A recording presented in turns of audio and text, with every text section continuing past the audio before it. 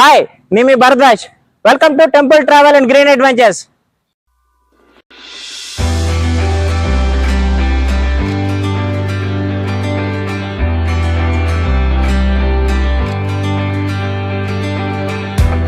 ఈ రోజు మనం ఆంధ్రప్రదేశ్ రాష్ట్రంలోని పశ్చిమ గోదావరి జిల్లాకు వచ్చాం. ఈ యొక్క పశ్చిమ గోదావరి జిల్లాలో పెనుగొండ అనే గ్రామంకు రావడం జరిగింది.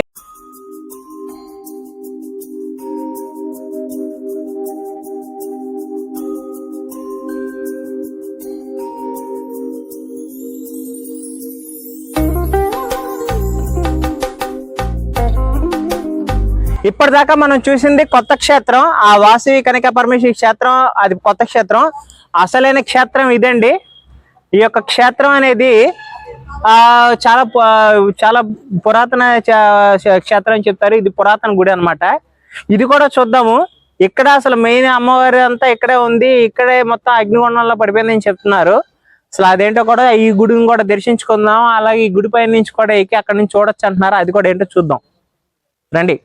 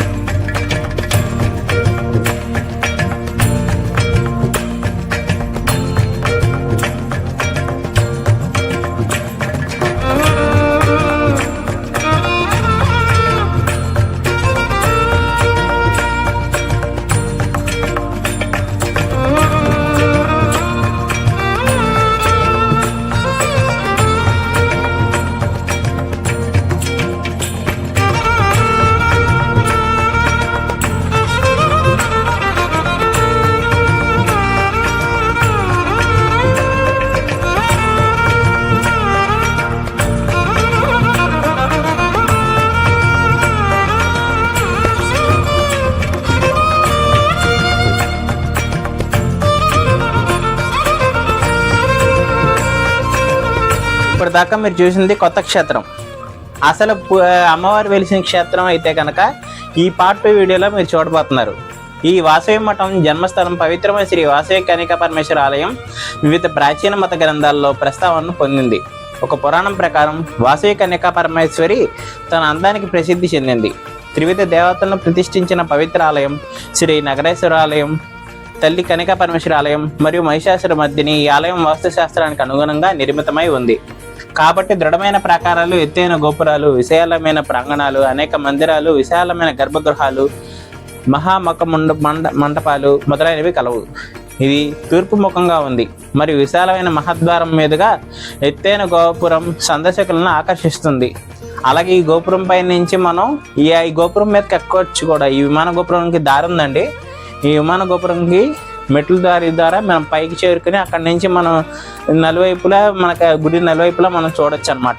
పైనుండి క్రిందకి మరియు 4 వైపులు కూడా ఆరాధించే శిల్పకళాఖండాలు, దాని ముందు కార్యాలయం గది, చౌల్ట్రీ మరియు సిబ్బంది కోసం క్వార్టర్లతో కూడిన అనేక భవనాలతో కూడిన విశాలమైన ప్రాంగణం ఉంది. రెండో ప్రాకారంలో వినాయకుడు, నవగ్రహాలు, వెంకటేశ్వరుడు మరియు కాలభైరవ వంటి పూజ్యమైన దేవతలతో ఏర్పాటు చేయబడిన అనేక మండపాలు ఉన్నాయి. అలాగే తల్లి కన్యకా పరమేశ్వరి అగ్నిగుణంలో నిలబడి తల్లిదండ్రులతో అందంగా తయారు చేయబడిన రంగుల విగ్రహాలు మరియు అందమైన అద్దాలు ఇల్లు ఉన్నాయి. నగరేశ్వర స్వామి యొక్క గర్భగృహం చాలా విశాలమైనది మరియు మధ్యలో ఉన్న లింగం కోసం ఎత్తైన వేదంతో దాన్ని స్పీక్ మరియు స్పాన్ అద్భుతంగా ప్రణాళిక మరియు రిచ్గా అమలు చేయబడింది. రంగురంగుల దండాలతో అలంకరించబడిన విశాలమైన ఎత్తైన పీఠంపై ఏర్పాటు చేసిన గంభీరమైన లింగం మరియు వజ్రాలు పొదిగిన త్రిభుజాలు ఎంతగానో ఆకర్షిస్తున్నాయి. భక్తులు తమ దృష్టికి మెరుస్తున్న క్షణంలో భక్తితో చేతులు ఎత్తారు మరియు కాసేపు కైలాస రవాణా చేయబడిన అనుభూతిని పొందండి. అలాగే ఇక్కడ 2 గర్భగృహాలు గొప్పవి. మిరుముట్లు గొరిపే ఆభరణాలు మరియు రంగురంగుల దుస్తులతో అలంకరించబడిన చిహ్నాలు ఆరాధకులను మంత్రముగ్ధులను చేస్తాయి. ఒకే ఒక్క దర్శనం భక్తుల మనసుల్లో మరపురాని ముద్ర వేస్తుంది మరియు పదే పదే సందర్శనలు అందిస్తుంది.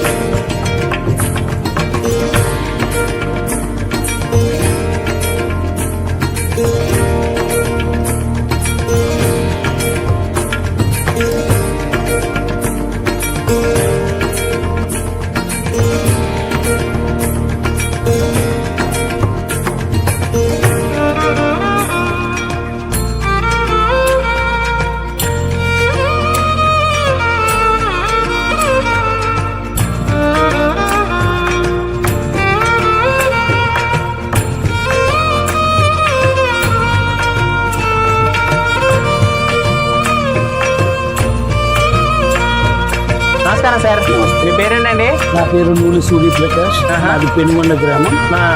ఏం చేస్తారండి ఈ దేవాలయంలో? ఈ దేవాలయంలో ఈ అమ్మవారికి సంబంధించిన వాసవి దీక్ష అని చెప్పి ఉన్నదండి. దాని ఫౌండర్ ప్రెసిడెంట్ అండి. దాని ఫౌండర్ ప్రెసిడెంట్ గారు, వ్యవస్థాపకుడు. ఓకే. అసలు ఏంటండి ఈ అమ్మవారి చరిత్ర చాలా గొప్పగా చెప్తున్నారు. అసలు కనికా పరమేశ్వరి చరిత్ర అంటే చాలా గొప్ప చరిత్ర. ఒక గొప్ప వీర మహిళ, గొప్ప వీరులు. చాలా మంది ఏంటంటే వయసులు అంటే వ్యాపారస్తులని మాత్రం అంటారు, ఇక్కడ కత్తిపట్టి యుద్ధం చేశారని కూడా చెప్తారు. అసలు ఆ చరిత్ర ఏంటో కొంచెం మాకు వివరించండి సార్. ఓకే. ఈ పెనుగొండలో వాసవి కన్యకా పరమేశ్వరి అమ్మవారు కన్నా ముందర నగరేశ్వర మహిషాసుర మర్దిని దేవాలయం. ఈ దేవాలయం 4000 సంవత్సరాల క్రీస్తు పూర్వం స్వయంభూగా వెలిసిన ఈ దేవాలయం. ఇందులో ఉండే నగరేశ్వర స్వామి వారి యొక్క ప్రాముఖ్యత ఏమిటంటే ప్రతినిత్యము భక్తులతో అభిషేకములు చేసుకున్నాక ఆ స్వామి వారికి అభిషేకం అనంతరము అలంకారం చేస్తారండి. ఈ అలంకారం చేసినప్పుడు చందనము పెద్దగా బొట్టుగా పెడతారు. అది ఈ రోజు ఉదయం 10 గంటలకు పెట్టిన ఆ చందనం, అలంకార చందనము నెక్స్ట్ డే మార్నింగ్ ఉదయం వరకు కూడా అలా వెట్ గానే ఉంటదండి, చెమ్మగానే ఉంటదండి, డ్రై కాదండి. అది ఆ స్వామివారి యొక్క మహత్యం అని చెప్పని అంటారండి. ఈ స్వామివారితో పాటుగా ఈ దేవాలయంలో స్వామివారి పక్కన ఎడం చేతి పక్కన మహిషాసుర మర్దిని అమ్మవారు ఇక్కడ స్వామివారితో పాటుగా 4000 సంవత్సరాల క్రీస్తు పూర్వం స్వయంభూగా వెలిసారండి. ఈ అమ్మవారి యొక్క ప్రాముఖ్యత ఏంటంటే అష్టభుజాలతో మహిని వర్ధిస్తున్నట్టుగా ప్రపంచంలో ఇలాంటి స్వయంభూ పార్వతి పురాతనమైన దేవాలయం వేరొకటి లేదండి. ఈ స్వామివారు ఈ అమ్మవారిని వాసవి కన్యకా పరమేశ్వరి అమ్మవారు 2400 సంవత్సరాల క్రీస్తు పూర్వం ప్రాణం కన్నా శీలం నిన్న అనే విషయాన్ని ప్రపంచానికి చాటి చెప్పడం గురించి ఇక్కడ పెనుగొండలో కుసుమ శ్రేష్ఠి కుసుమాంబ అనే దంపతులకు జన్మించారు. ఈ జన్మించినాక ఆవిడ మానవ రూపంలో ఉన్నప్పుడు 9 సంవత్సరాల వయసులో ప్రతినిత్యము కూడా ఈ నగరేశ్వర స్వామి వారిని ఈ మహిషాసుర మర్దిని అమ్మవారు అనే పార్వతీదేవుని కూడా మానవ రూపంలో వచ్చి ప్రతినిత్యము కూడా దైవ దర్శనం, పూజాది కార్యక్రమాలు చేసుకునేవారండి. చేసుకుండగా ఈ పెనుగొండ 18 క్రోసుల పట్టణము. ఈ పట్టణానికి క్యాపిటల్ వచ్చి రాజమండ్రి. ఈ రాజమండ్రి ఈ పరిపాలించే రాజు విష్ణువర్ధన మహారాజు. ఈ విష్ణువర్ధన మహారాజు గారు ఈ పెనుగొండని ప్రతి ఊరు ఇలా విజిట్ చేసుకుంటూ వచ్చేటప్పటికి పెనుగొండ సామంతరాజు ఈ వాసవి కన్యకా పరమేశ్వరి తండ్రి అయిన కుసుమ శ్రేష్ఠి గారు. ఈ రాజుగారు వచ్చేటప్పటికి ప్రజలు ఈ మర్యాద పూర్వక స్వాగతం చెప్తారు కాబట్టి ఈ స్వాగతం చెప్పేటప్పుడు ఈ 9 సంవత్సరాల వయసు ఉన్న వాసవి కన్యకా పరమేశ్వరి అమ్మవారు కూడా తండ్రి కూడా వచ్చి ఈ రాజుగారికి వెల్కమ్ చెప్పే కార్యక్రమంలో పాల్గొంటదండి. అప్పుడు ఈ రాజుగారు చూసి ఈ వాసవి కన్యకా పరమేశ్వరి అమ్మవారిని నేను పెళ్లి చేసుకుంటానని చెప్పి ఈ మన కుసుమ శ్రేష్ఠి గారికి ఒక కౌరు పంపుతారండి. కౌరు పంపేటప్పటికి ఈ పెనుగొండలో ఉన్న కుసుమ శ్రేష్ఠి మరియు పెనుగొండ వైశ్యులు 714 గోత్రికులండి. ఈ 714 గోత్రికులకి కూడా ఈ దేవాలయ ప్రాంగణంలో ఒక సభ ఏర్పాటు చేసి ఇలా నా కుమార్తెను మన చక్రవర్తి రాజుగారు ఇలాగా మ్యారేజ్ చేసుకుంటానని చెప్పి ప్రపోజ్ చేశారు. మరి ఏం చేయాలో మన అందరూ కలిసి ఒక నిర్ణయం తీసుకున్నారని చెప్పి ఈ దేవాలయ ప్రాంగణంలో పెట్టేటప్పటికి అదేమైందంటే కొంతమంది అమ్మో రాజుగారితో మనకి భయం ఎందుకు అని చెప్పి కొంతమంది ఏమో పెళ్లి చేయాలని కొంతమంది వద్దని చెప్పి ఈ తర్జన భర్జన జరుగుతుండగా ఈ అమ్మవారు వచ్చి మన నేను కారణ జన్మురాలుగా జన్మించున్నాను, పార్వతి అంశగా వైశ్యులేంట వాసవిగా నేను జన్మించున్నాను. నేను ప్రాణం కన్నా శీలం అనే విషయాన్ని, ఈ పవిత్రమైన విషయాన్ని ప్రపంచానికి చాటి చెప్పడం గురించి వాసవిగా ఇక్కడ నేను పుట్టి ఉన్నాను. నేను ఆత్మార్పణ చేసుకుని విశ్వరూప దర్శనం ఇస్తాను అని చెప్పి అమ్మవారు అనేటప్పటికి పెనుగొండకి దగ్గరలో ఉన్న గోదావరి పరివార ప్రాంతంలో అమ్మవారితో పాటుగా 102 మంది ఆర్యవైశ్య దంపతులు ఈ బగబగ మండే అగ్నిలోకి దూకి ఆహుతి అయినాక అమ్మవారు విశ్వరూప దర్శనం ఇచ్చినాక స్వామివారు ప్రత్యక్షమై ఈ స్వామివారు ప్రత్యక్షమైనాక అమ్మవారు అమ్మ నీ ఈ రూపం చాలించి వాసవి కన్యకా పరమేశ్వరి అమ్మవారిగా నా దేవాలయంలో స్వయంభూగా వెలవమని చెప్పి ఆజ్ఞాపించగా ఆ స్వామివారి యొక్క ఆజ్ఞతో ఈ దేవాలయంలో అమ్మవారు స్వయంభూగా వెలిసి ఇక్కడ ప్రజల యొక్క పూజలు అందుకుంటూ ప్రజల కోరికలు తీస్తూ చల్లని తల్లిగా ఆర్యవైశ్య ఇలవైపుగా ఆర్యవైశ్య కులదేవతగా ఇక్కడ అమ్మవారు వెలిసి ఉన్నారండి. ఈ అమ్మవారి యొక్క ప్రాముఖ్యత ఇది. ఈ రాజు గారు వచ్చేటప్పటికి రాజమండ్రి నుంచి బయలుదేరి ఈ అమ్మవారిని పెళ్లి చేసుకుంటాను, బలవంతంగా పెళ్లి చేసుకుంటాను అని చెప్పి వచ్చేటప్పటికి ఆ రాజ్యంలో ఉండే కొంతమంది మంచివాళ్ళు ఈ భటులు అవునా ఏళ్ళైనా ఏమండి ఇక్కడ రాజుగారి పాలన అక్కడి నుంచి బయలుదేరారు, ఇక్కడ మీతో యుద్ధం చేస్తానని అంటున్నారు, వేగులుగా చాలా మంది వచ్చారండి.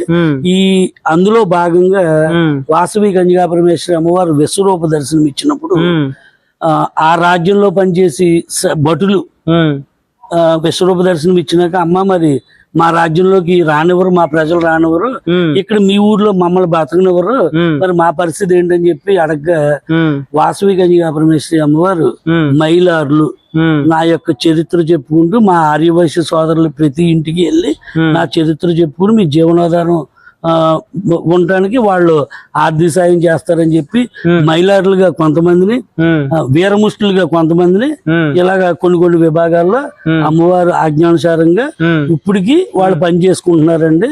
ఆ అమ్మవారు ఇచ్చిన వాళ్ళకి దీని నిమిత్తం ఏంటంటే వాళ్ళు ప్రతి శివరాత్రి రోజున ఇక్కడికి వచ్చండి, మా అమ్మవారు మాకు ఈ అవకాశం ఇచ్చింది, మా బ్రతుకుతానికి మా బ్రతుకు తెరుగుకి ఈ అవకాశం ఇచ్చిందని చెప్పి కృతజ్ఞతాపూర్వకంగా ఒక్కో వీరముష్టి ఒక్కో ప్రభ తీసుకొచ్చండి. ఈ అమ్మవారి స్వామివారు చేసే ఈ కార్యక్రమంలో పాల్గొని చాలా కన్నుల పండుగగా ఆ కార్యక్రమంలో ప్రతి కూడా వీళ్ళు పార్టిసిపేట్ చేస్తారండి. ఈ దేవాలయం యొక్క చరిత్ర అది సార్. ధన్యవాదాలు సార్. మాకు మా ప్రేక్షకులకి ఎన్నో వివరాలు తెలియజేశారు. చాలా ధన్యవాదాలు sir. Thank you sir. Thank you.